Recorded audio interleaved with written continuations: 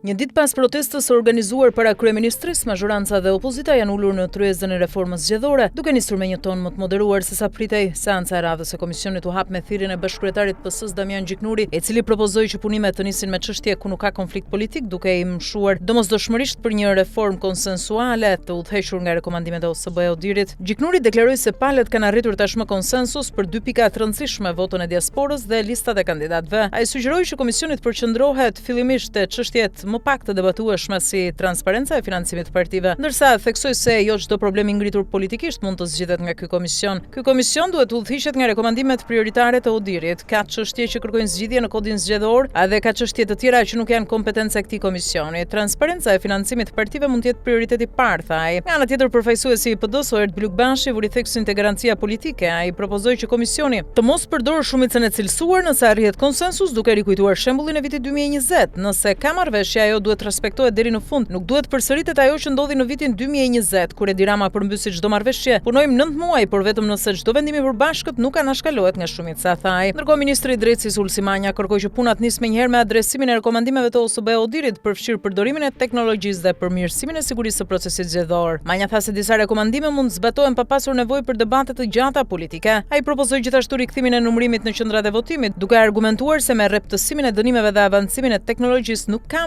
arsye të vazhdohet me modelin e përqendruar. Në Kosovë rezultati del për 2 orë dhe të ne mund të shmangin vonesat dhe dyshimet. Me penalitetet që kemi sot, askush nuk rrezikon 5 vite burg për të manipuluar një qendër votimi. Megjithse palët janë ende larg marrëveshjes përfundimtare, dita e sotme solli një atmosferë më të hapur për bashkëpunim dhe disa orientime të para të qarta. Standardet ndërkombëtare, teknologjia, vota e diasporës dhe rregullimi i financimit të partive do të jenë pikat kyçe të reformës. Në javët e ardhshme pritet të nisin diskutimet për çështjet më të nxehta si sistemi zgjedhor, administrimi i komisionerëve dhe roli i teknologjisë në votim dhe numërim. Ndërkohë, një ditë pas protestës së opozitës, pasi PS dhe PD u ulën sot në tryezën e reformës zgjedhore, ka reaguar edhe demokrati Muslim Urrizi. Ai ka ironizuar protestën e dieshme të opozitës. Sipas tij, dje kërkonin rrëzimin e Ramës, por sot PD e PS u bën bashkë në komisionin e reformës zgjedhore. Mbrëm në protest për t'i rrëzuar nga pushteti. Sot në tavolinë si 2 zemra bashkë për të bërë reformën që të rrinë sa më gjatë në pushtet të gjithë bashkë, sepse reforma zgjedhore prej vitit 2008 me të njëjtët pazar linj ka mbajtur dhe mban pushtet Ramën dhe PS-n, por edhe disa PS të opozitës janë pushtet për veten e tyre, thotë ish deputeti.